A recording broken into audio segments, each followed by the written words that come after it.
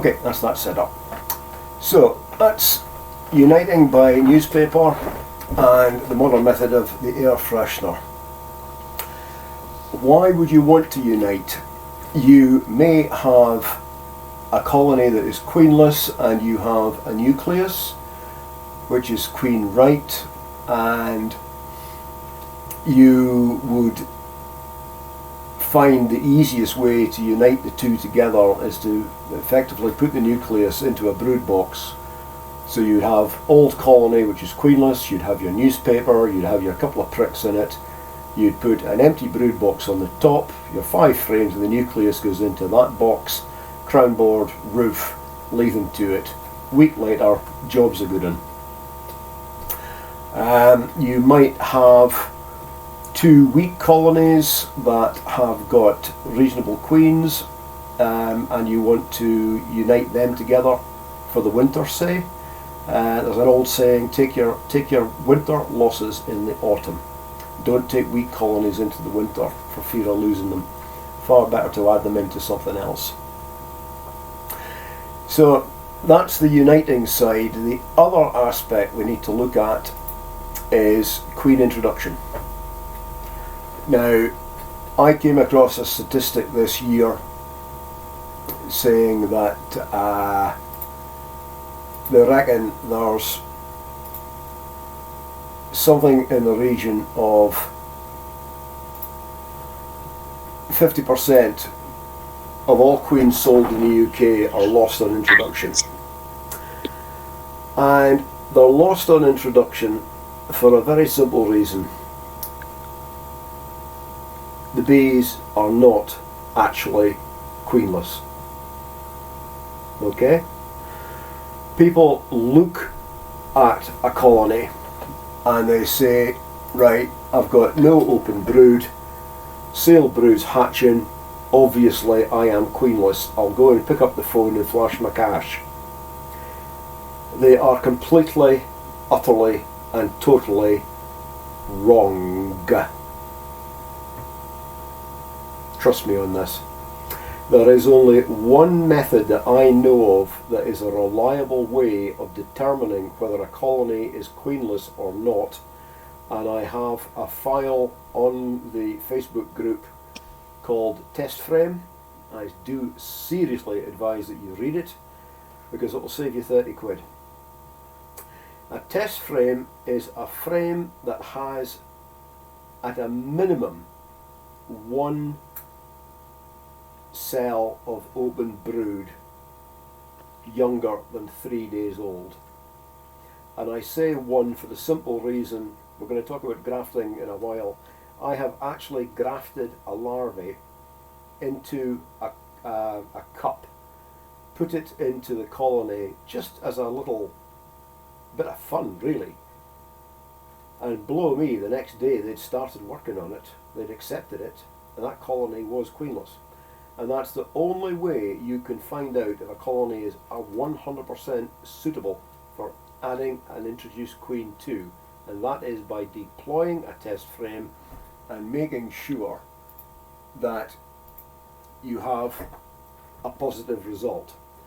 If you have a negative result, as in they ignore the frame that you've given, they don't draw any queen cells on it, you have got a virgin in that colony, or a queen of some sort, because her pheromones are preventing the bees from accepting that offered open brood, and they are not primed or prompted to turn it into a queen cell. It's not... I'm sorry, did somebody ask a question? No, okay.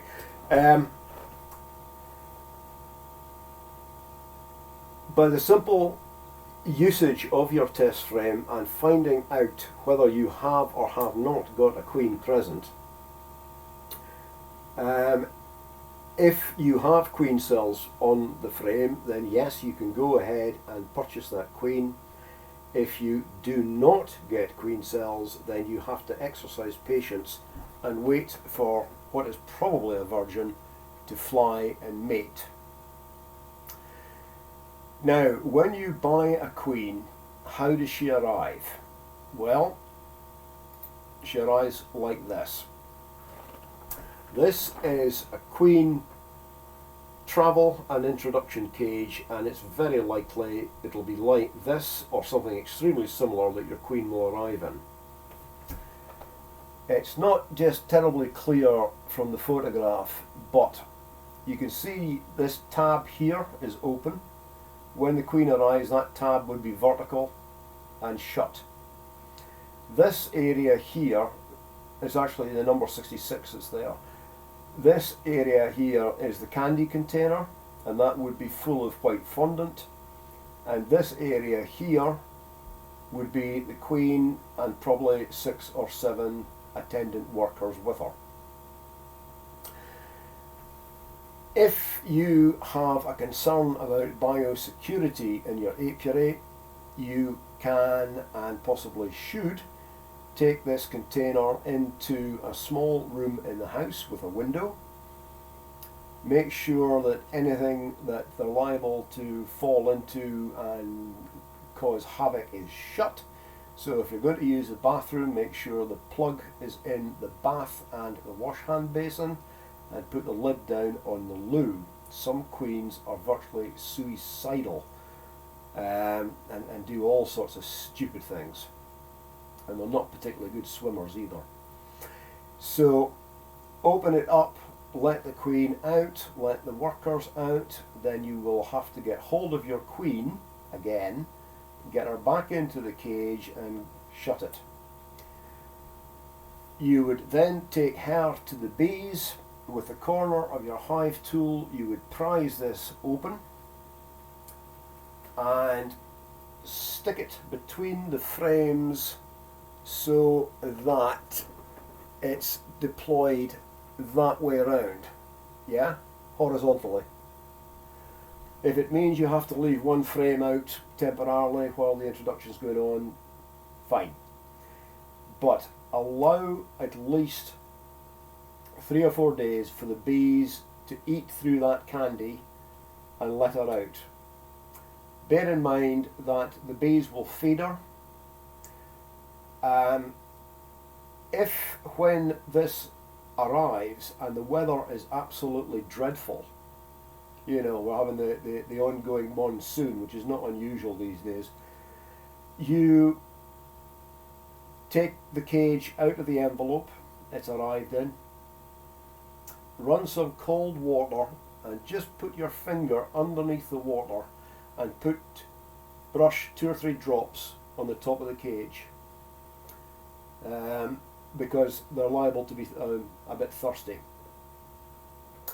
They'll live in a dark cupboard quite happily in the house because they've got access to the other side of that candy container. So they've got food, they just need that bit of water that you'll give them every day, and when the weather clears up, you'll be able to introduce. Now, if you're not so concerned about problems with the workers, you don't actually have to take them out of the cage. You can introduce quite successfully, pardon me, with the workers in the travelling cage. Now, part of the problem with queen introduction, and it is problematic, I'm not going to lie, you do always stand a risk of losing queens. I mean, Manley, back in the 1930s, he wrote an entire book on introducing queens. So it's not a small subject.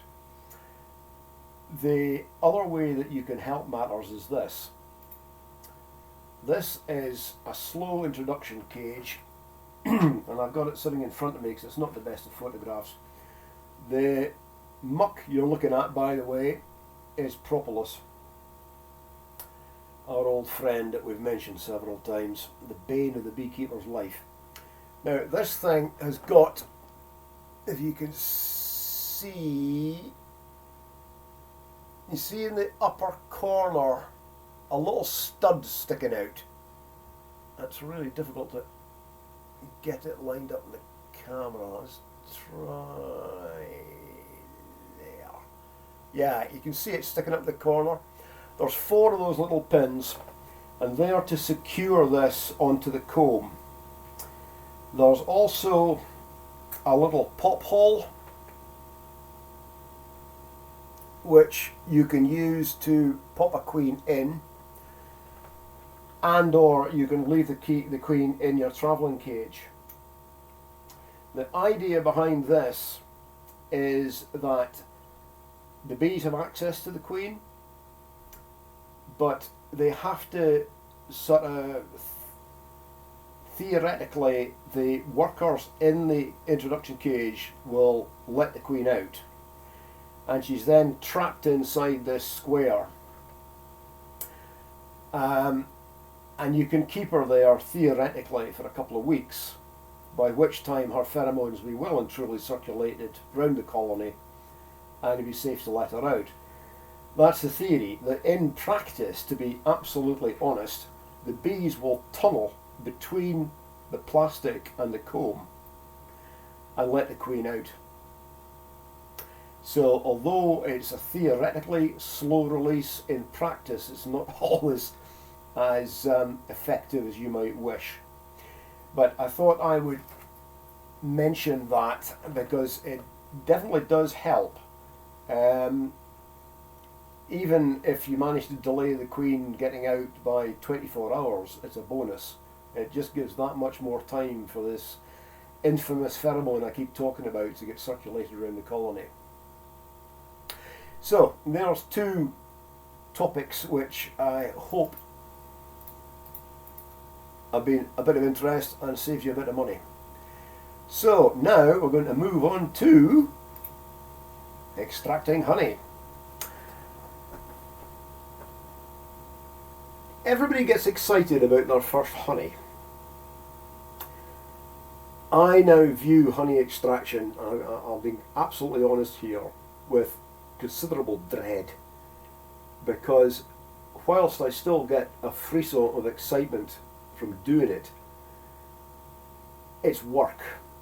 It's sticky, it's messy, and the worst thing of all is that honey, after it's first hit the bucket, when you hear a sort of a splat, is utterly silent. It's no surprise that the big honey outfits, the suppliers, they sell alarms that you can fit to your bucket, so when the bucket's getting to within an inch or 2 from the top, a howler goes off, because trust me, it will just slide over the edge of the bucket and expand in an ever increasing pool on your floor. So put down newspaper. Have 2 pairs of shoes.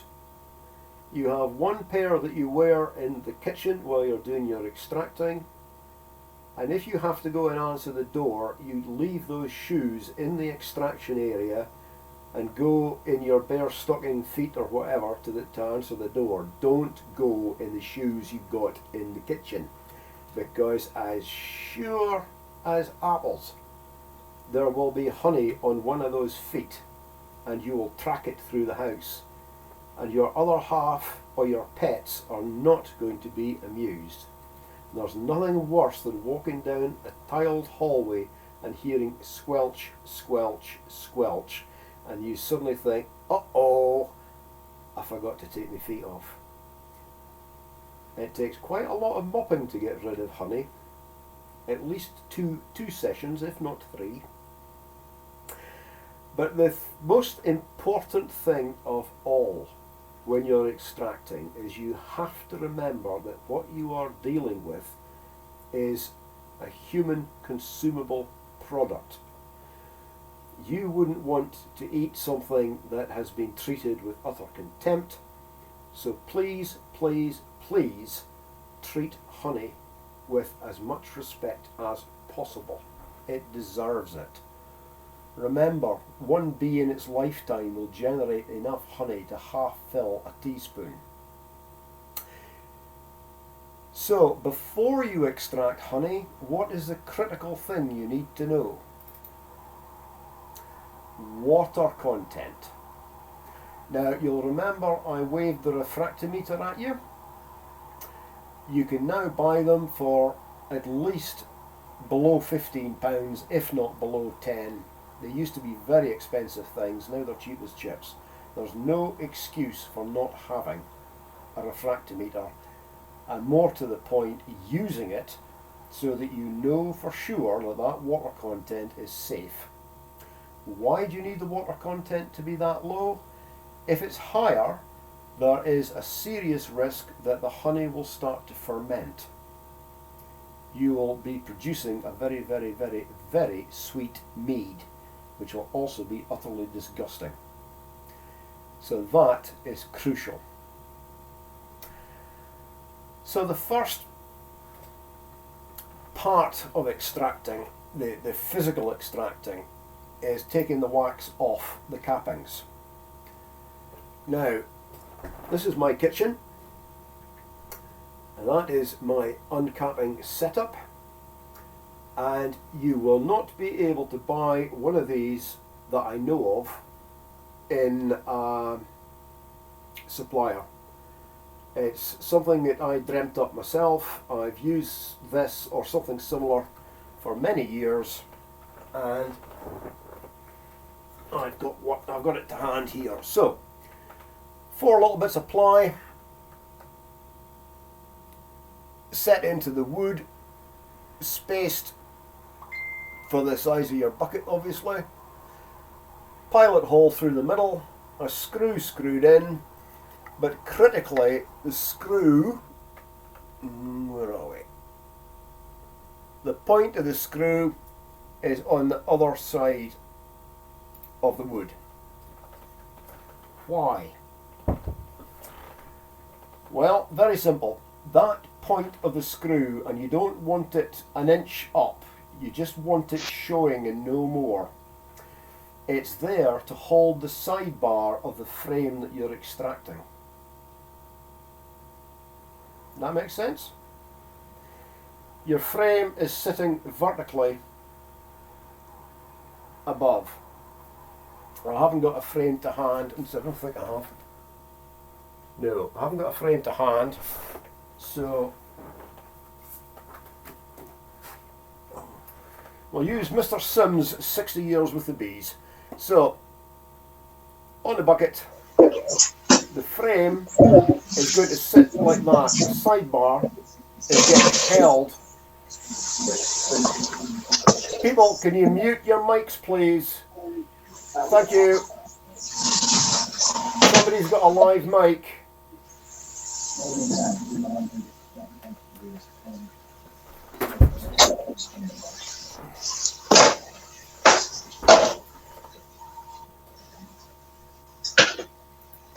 Excuse me a moment, people.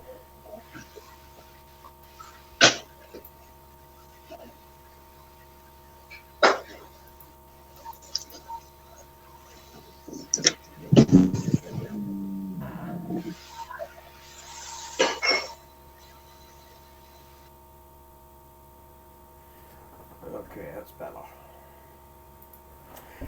So with the frame secure, you're just holding it. I'm right-handed, so you're holding the lug of the frame with your left hand.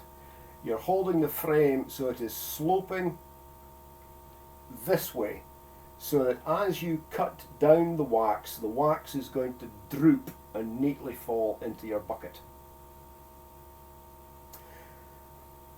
You can buy heated knives for uncapping. Personally, I've never seen the point. A good, sharp, cold knife works perfectly well. And I have uncapped over 20 ton, so I think I'm fairly safe in saying it works.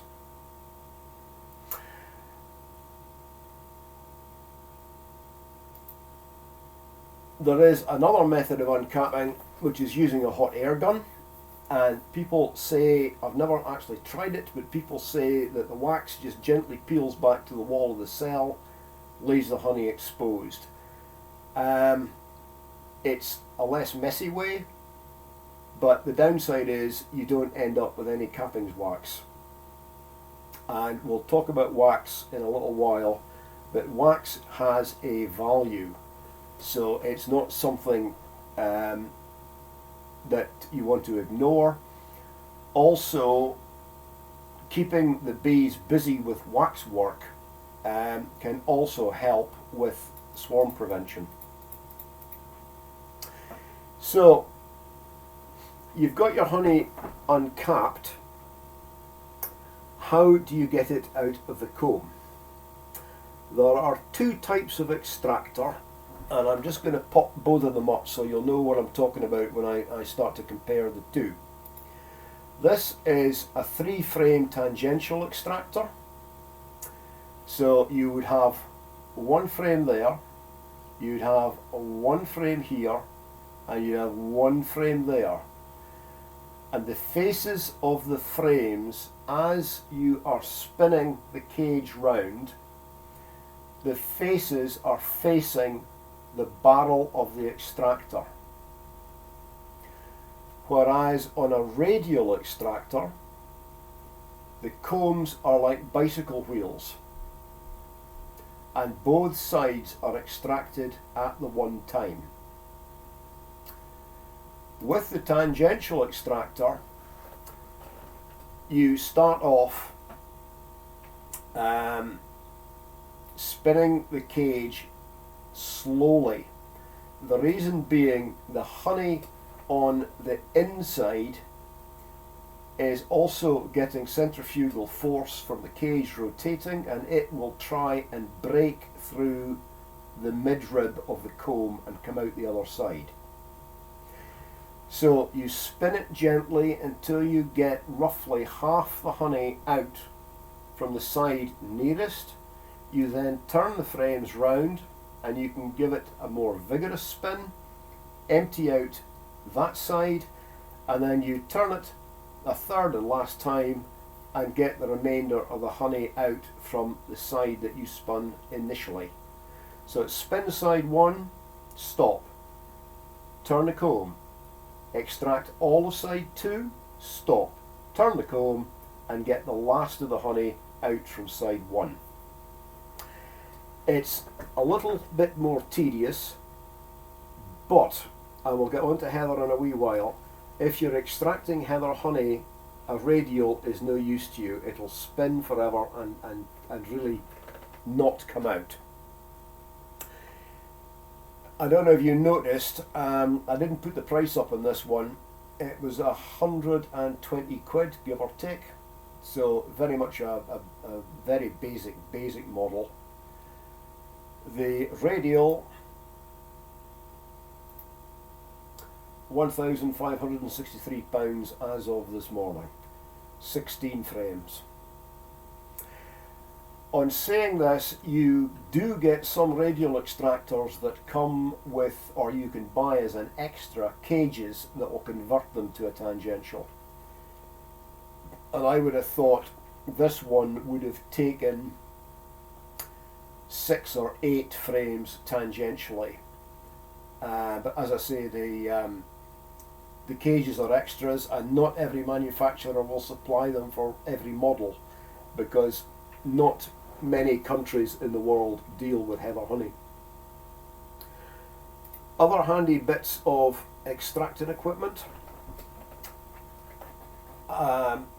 double sieve. This mesh here is quite coarse. It's about 2mm holes, and that fine mesh is about 200 microns, so it's really quite fine. Also, this is what they call an uncapping fork, and it's extremely useful when you have areas of comb that are slightly below the top and the bottom bars, so that your knife misses them completely, and you can use the uncapping fork just to pick out those bits that you've otherwise missed. This is a honey gate, and I'll go into a bit more on that in a minute. This is a frame lifter. Some people find them useful. I've tried one a couple of times. I just prefer to loosen it with the hive tool and pick them up by the lugs, so it's a bit of a gimmick, but they exist. Having got your honey out, and some people don't bother with straining as they extract because it can cause a bottleneck in the system.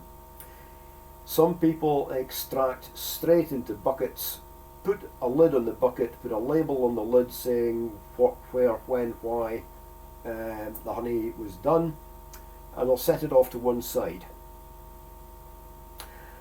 Some honeys are, especially oilseed rape, although it's not quite as important as it used to be, it's a good idea to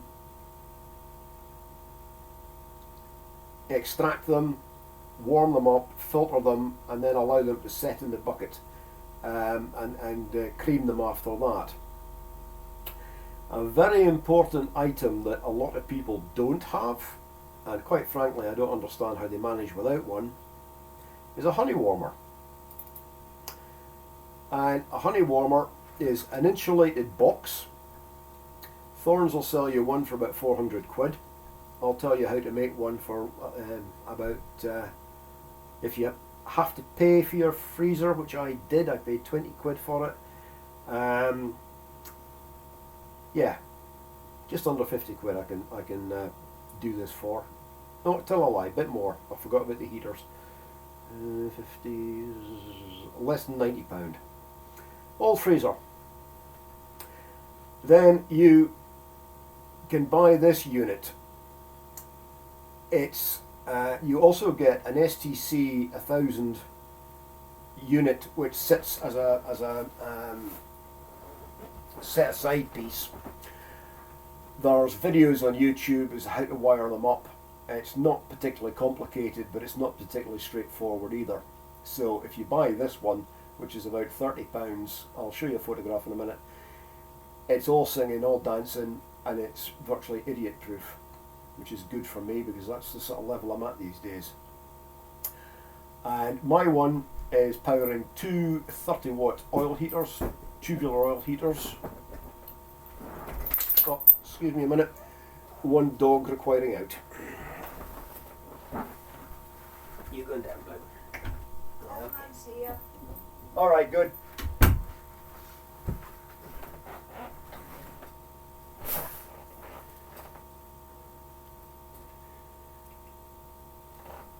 And the reason for having a honey warmer is by getting the honey up to a reasonable temperature, 30 odd degrees C, it will then go through this device like grass through a goose, whereas if it's cold it will really struggle to get through, especially the 200 micron.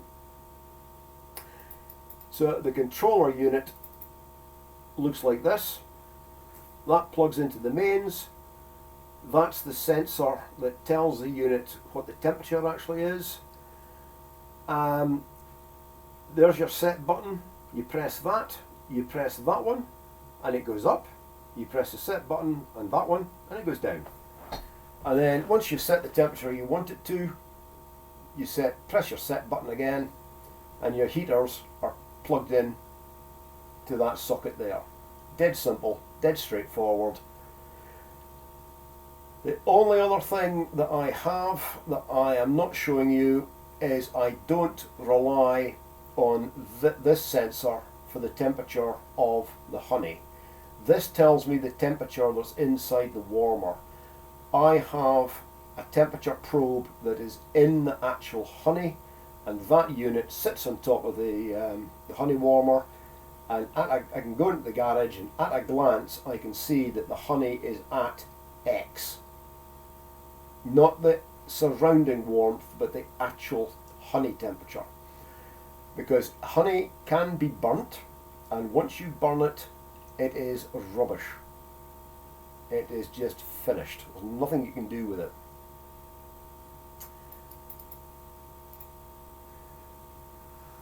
That's actually getting ahead of myself. That's a slide I should have used to warn you about the temperature and the bucket.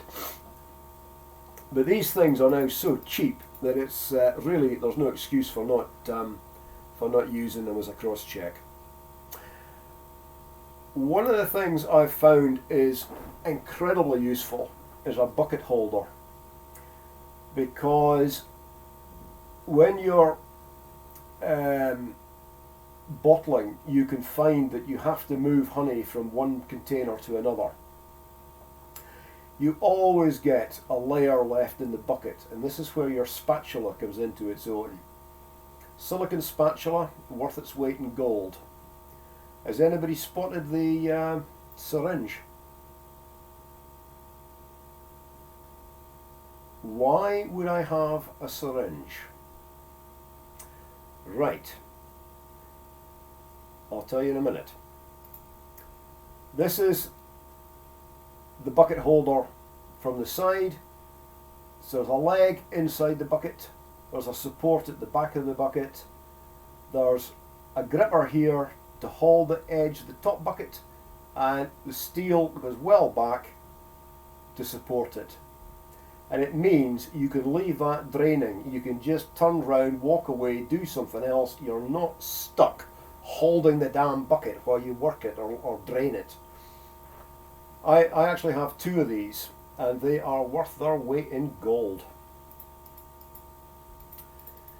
Now, this is, as it says, a small honey bottling tank with the gate. The gate is what you saw in that slide with the frame lifter and the screen. And that's a close-up of the honey gate. And this, what looks like a depression here, is actually a food-grade quality O-ring. When you shut this, you then twiddle the thumb screw a couple of turns. You use this for getting the honey into jars. When you're selling honey, and I'll mention this again down the line, it's important that what you have on your label as your weight is as near as damn it right. And it needs to be right on the high side, not the low side. How I do my weights is I have digital scales with an empty jar sitting on the scale, reading 0. I fill the jar, the active jar, with honey. I lift the empty jar off the scale, I put the full jar on the scale, and obviously it tells me what the weight is. Now I work in 12-ounce jars because they're the most popular size. They sell extremely well. And that should be 340 grams.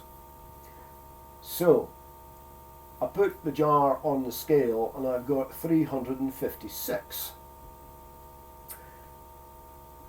How do you deal with this? Well, it's quite simple. You get a teaspoon and you take a spoonful of honey, but the honey's warm, remember, so it's quite fluid.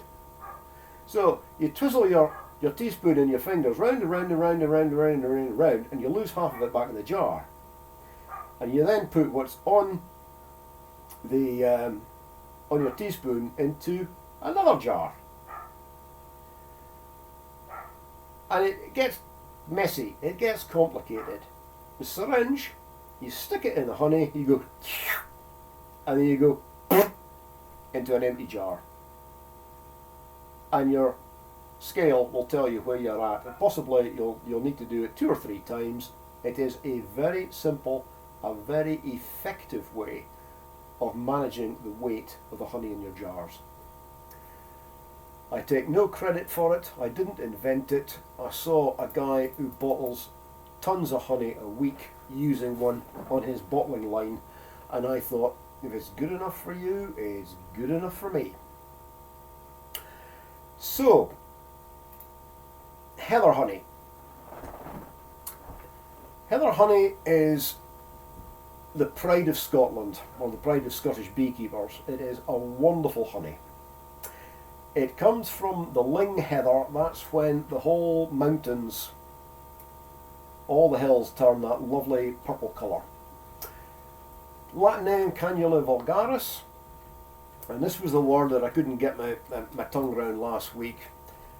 Thixotropicity. Thixotropy is a time-dependent shear thinning property. Certain gels or fluids that are thick or viscous under static conditions will flow, become thinner, less viscous over time when shaken, agitated, shear stressed or otherwise stressed. Time-dependent viscosity. They then take a fixed time to return to a more viscous state. Now what that mouthful actually means is this. Heather honey is effectively a jelly, and you can uncap it, you can stick it into our radial extractor and you can spin it for 24 hours. You will get some honey out for sure, but you won't get the majority of it out. You have to use a tangential extractor, but you have to agitate the honey to turn it from the jelly temporarily into a liquid, enabling extraction. Now, there's various ways of doing it.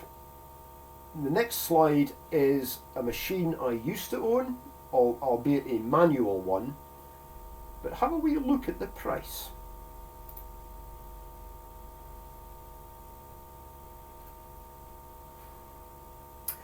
My one was manual, didn't have the fancy stand. It still cost me back in 1995, I think it was. I think it was pretty close to 2,000 quid when I bought it. So, what it is a needling machine. Can you see the little dots there? They are the backs of needles. They actually look not unlike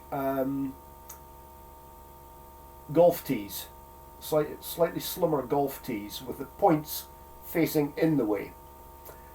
And up here you have a holder, and the holder is adjustable, very cleverly engineered. It will take Smith, it will take Langstroth, it will take National, it will take Modified Commercial, all by virtue of adjusting two little bits of metal, one at each end, will allow for the different lengths of lugs. And the manual one had a handle, which is where the cursor's sitting.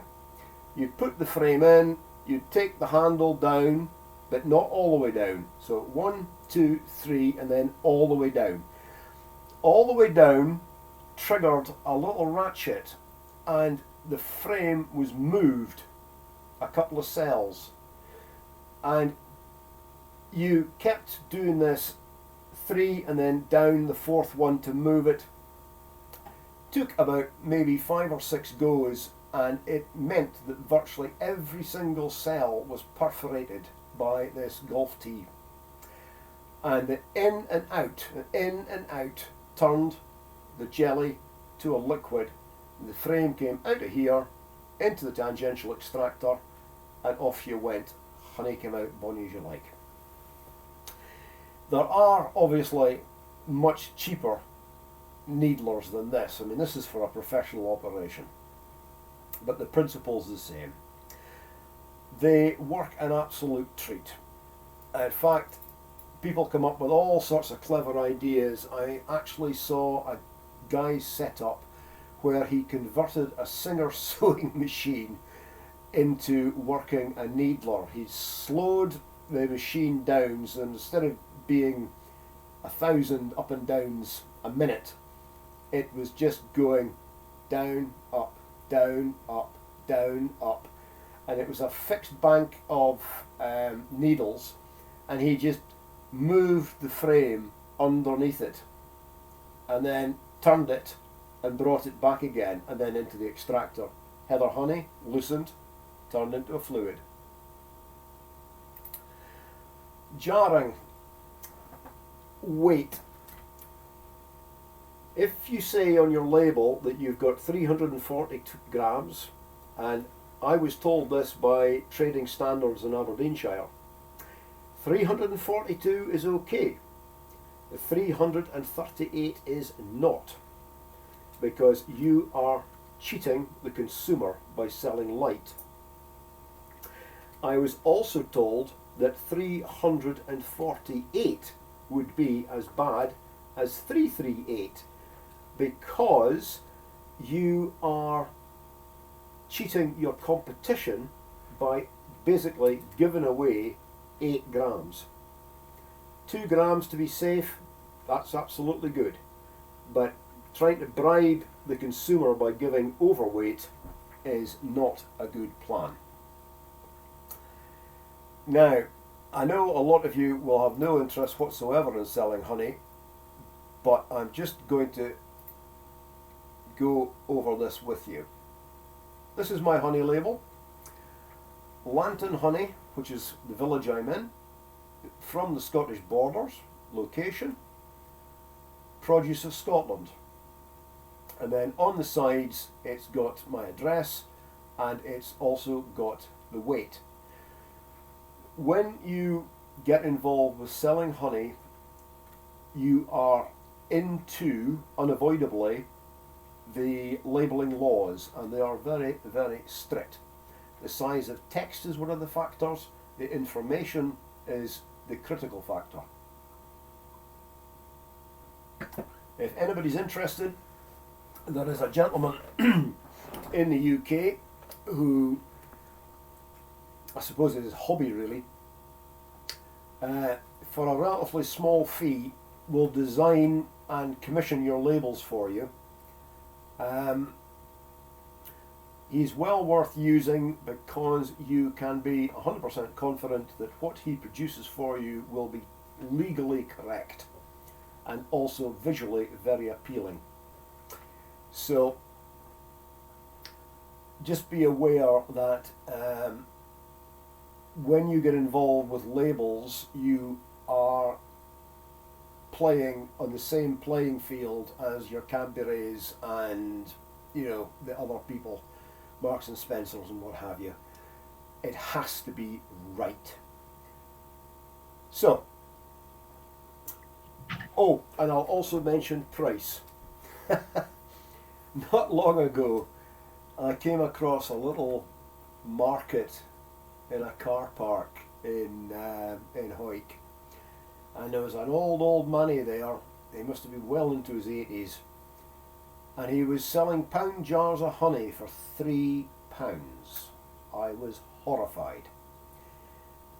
I tried to tell him that he was, I tried to explain to him that he was seriously underpricing himself, but he wouldn't have it.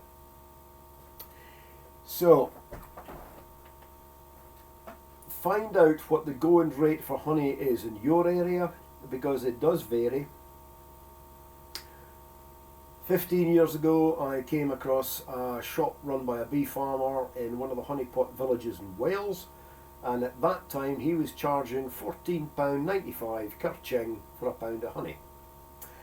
I wholesale mine in 12-ounce jars at £6, and they sit on the shelf at something around £8.50, and they sell no bother at all. People will happily pay for quality honey. Don't even think about cutting your own throat, because if you charge £3, that's exactly what you're doing. You're throwing money away. And as a good Scot, that just fills me with pure and utter horror. Okay, enough said. Wax. Again, wax is something that is it's undervalued, people, I think. I had a discussion not long ago about selling some of my wax, and the chap never did tell me what he was prepared to offer. I said I wanted £2 an ounce, and he said he couldn't afford it. So fair enough, cheerio, bye-bye. Things to think about when you're dealing with wax. If you're melting it, it's very flammable. It will catch fire, and it will burn with some oomph, trust me. Not, of course, has ever happened to me. I mean, dear me, no. Yes, well, fire blankets are very handy things. getting the honey out of wax, because remember the last time you saw the wax, it was sitting in the uncapping bucket, wasn't it? And I'm talking about melting it. So you have to clean it first. You've got to get it dry. You can stick it into a bag of mesh. Those bags that they're now selling in the supermarkets for putting your loose veg into, yeah, they would work very nicely for draining wax. Once you've got most of the honey out, what some people do is they will stick it in an empty super above a crown board. One of those crown boards I hate, with the 2 holes for the port or bee escapes. Let the bees up and the bees will actually clean the honey out for you. That's quite an effective way of doing it. Another way of doing it is to use a spin dryer. But these days, the way spin dryers are made, I'm not so sure you can bypass the safety elements. And I'm definitely not telling you to do it, because you would be endangering your health. Having got the worst of the honey out, you can wash the wax. The fluid you are left with after you strain the water off could be used to start mead with, because it will have a fair amount of honey in it. Once you've got the honey out of your wax, then a very good trick is a solar wax melter. And basically it's a box with double glazed lid, and you can get double glazed windows from window fitters, because to them they are scrap and nuisance. They cost them money to get shot of. If you can find one to suit, or buy one that's not too big and make a box to suit, solar wax melters are very effective. Also, by using a solar wax melter, you lighten the colour of the wax. And it's about the only scenario where heating wax will actually lighten it. And when you're melting wax, use a double pan as if you were dealing with chocolate. A bain-marie type setup. Bottom pan with water in it, top pan with the wax in it. The water boils and the hot water heats the upper pan and safely melts the wax. What I'm saying here, colour the issue. You'll see on honey show schedules that there will be a wax class, and it's the usual suspects, the candles and the blocks of wax and so on and so on and so on. And one of the elements that people are very keen to have a go at is the big cake of wax. And the classic is the queen bee, and it's an oval block about yay long and yay wide and about yay thick. And the problem, the trickiness of producing a big cake of wax like that is cooling it. Because if you cool it too rapidly, it cracks and it's no use for the show bench. And some of the lengths that people go to, I mean, we're talking like fire brick in the oven to hold the heat. So as they turn the oven down, the fire bricks hold the temperature and they just very, very gradually cool everything down. Where the colour comes in is every time you heat wax, you darken it. And you have to heat it several times to get it really, really super clean. And it darkens every time. However, if you've started with wax that's been through a solar wax melter, it will be very, very white, because the sun does a lovely job of bleaching it. And I read something once upon a time about another way of lightening wax, and I thought, oh, we'll give this a bit of a go. So I did. And I poured some of the treated wax into blocks. I went to a bee event And I knew I was going to be having lunch with some people, one of whom was a National Honey Show wax judge. So I said to her, "What do you think of this?" and gave her this block of wax. And the wax had been treated with hydrogen peroxide, which of course ladies use, or used to use back in the day, for making themselves blonde. And what hydrogen peroxide does is it generates oxygen. And I tried a candle made out of this treated wax, and it was an unmitigated disaster, because the hydrogen peroxide had created bubbles in the wax, but that wasn't so much the problem, because you'd just expect them to go pop as the heat of the flame released the air. It had also trapped water, and as this infernal candle burnt down, it was actually spitting molten wax against the wall behind it. It was a devil of a job to get off. It was absolute disaster. Anyway, the honey judge investigated this wax over lunch, and she tasted it, and she poked it, she prodded it, she smelt it, and eventually she said to me, "Right, there's not something just not right about this, but I can't put my finger on it, and what's worse is I've seen this before." I said, "Oh, really?" She said, "Yeah." She said, "I had a cake like this at the National Honey Show." I thought, somebody was trying to swick at the highest level. So I explained what I'd done to it, and she was absolutely fascinated, because she hadn't heard of it before. So basically, the bottom line is, you can't cheat with wax. It's either right or it's not.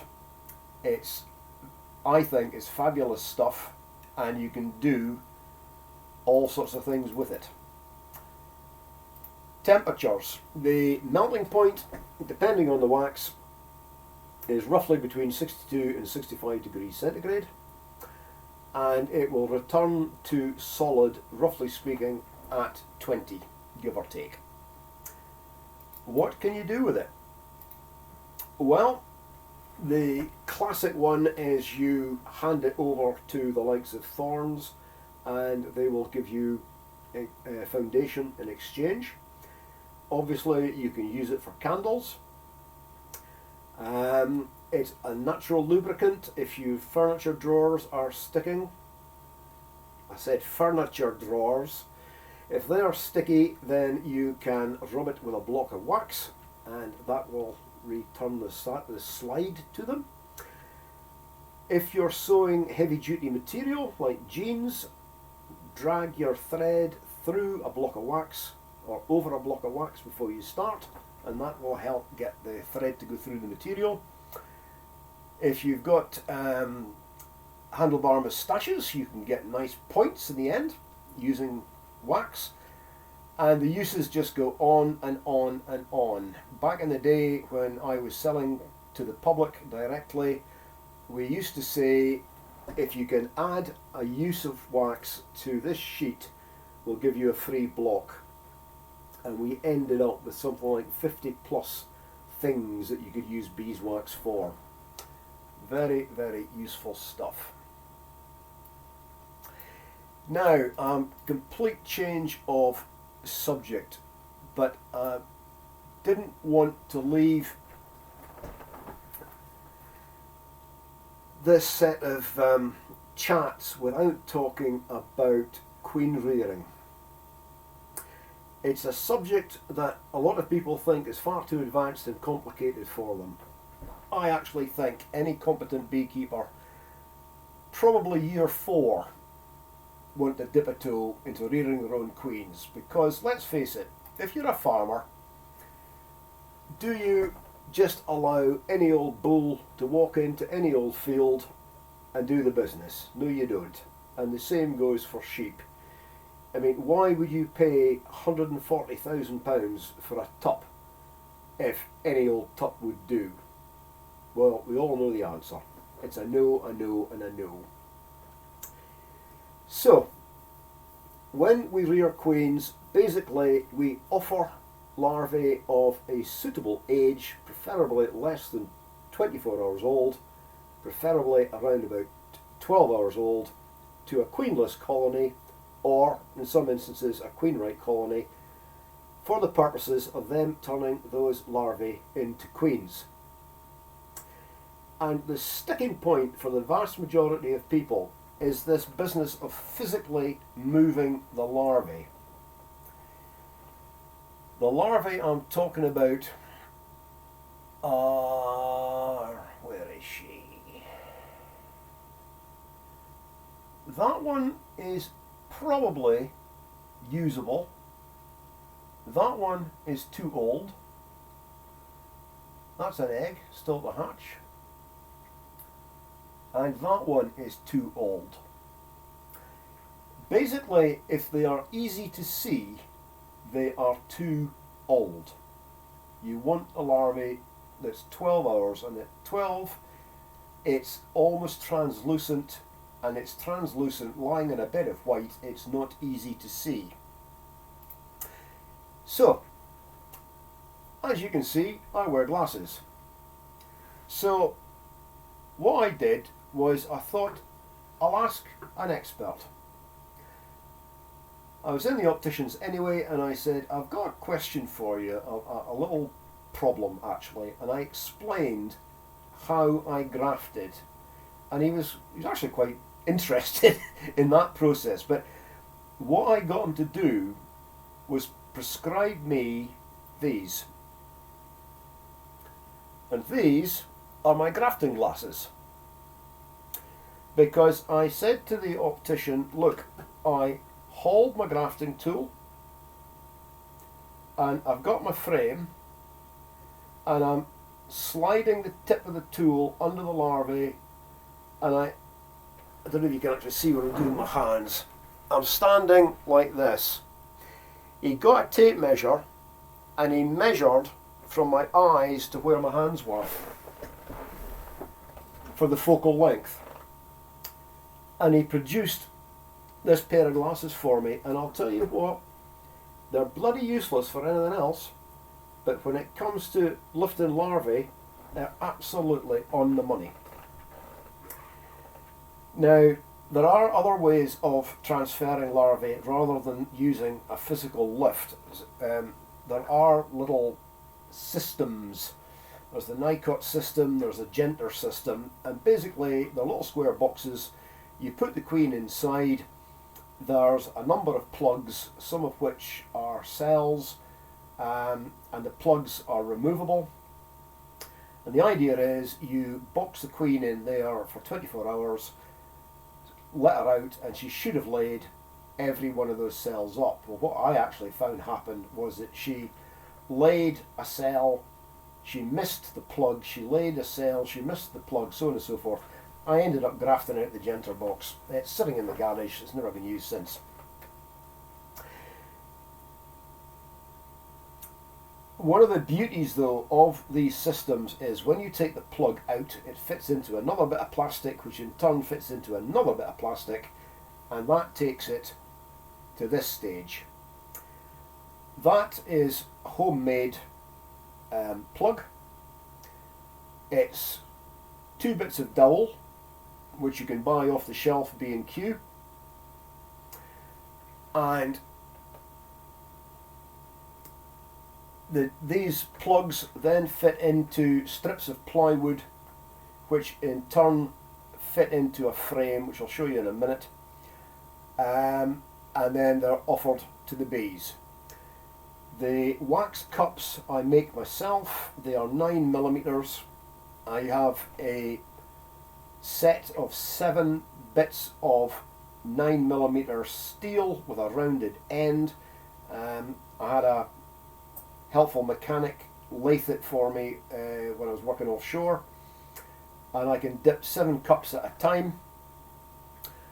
And I usually, if I'm using a queenless setup, I will offer 36 grafts. If I'm using a queen right setup, I offer 12. And this is how it looks. That's the strip with the holes in it.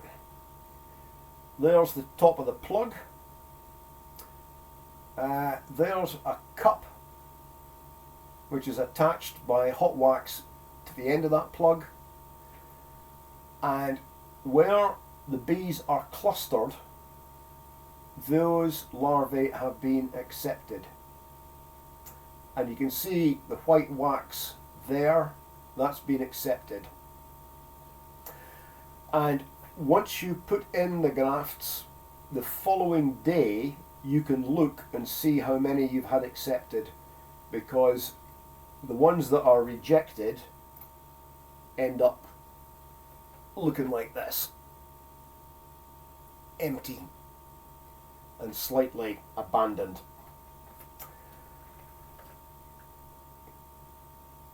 One year when I was working offshore, I was home for my 2 weeks and I was grafting, and the weather was horrible, wet, cold, miserable. Some days I was getting nothing accepted, some days I was getting 3 or 4 out of 36, mind. Then the weather changed. Beautiful warm day, I grafted, and the following day I had an outcome I've never surpassed, and I rather suspect I never will. I had 32 out of 36 accepted. That really did make my day. So, what happens next? Well, once they've been accepted, you can put these into an upper super and the bees will finish them off for you. And then you can, if you so desired, you could put another batch of grafts into the queenless box. If you're only wanting 3 or 4 queens, the way to do it is to use a queen rate system, and they will start and finish on the supersedure principle. Once you've got your cells, you can pop them into little cages, again keep them in a colony until they hatch. Once they've hatched, you want to get the virgins mated. And this is where this baby comes in. These I don't think are even made anymore, but the principle's the same. It's called a mini nuke. Food compartment behind the plywood. On these 4 bars you put a little strip of foundation about 1 inch deep. You put in 1 mugful of bees. You fill this compartment with sugar, pour water into it to dampen it. You pour in your mugful of bees, you pop in a virgin, you make sure the entrance is shut, you pop the lid on, and you stick it in a dark place for 3 days, and then take it outside and enable them to fly. The reason for the 3 days in the dark and cool, if possible, is it gives them time to realise that they are not as queenless as they thought, because you've given them a virgin. They've got food and they will have started to build comb. By the time she flies and mates, they will be set up for her to start laying, and it gives you the opportunity to assess the laying pattern before you use that queen in another colony.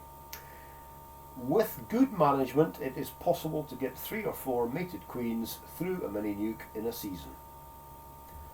If you aim for 2, you're taking the stress off. 2 is perfectly achievable, and basically what I'm trying to put across to you is that queen rearing is not rocket science. It's something every beekeeper can and should practice. And if along the way you end up looking at a colony on the heather with 4 supers bursting with honey, and you can have a little smile to yourself and think, that wouldn't be there if I hadn't had that larvae on the end of my grafting tool. That is when beekeeping really gets satisfying. And on that happy note, folks, I'm willing to take questions, and I hope you've enjoyed your course, and I hope you have as good a Christmas as possible, and stay well. That's a wrap.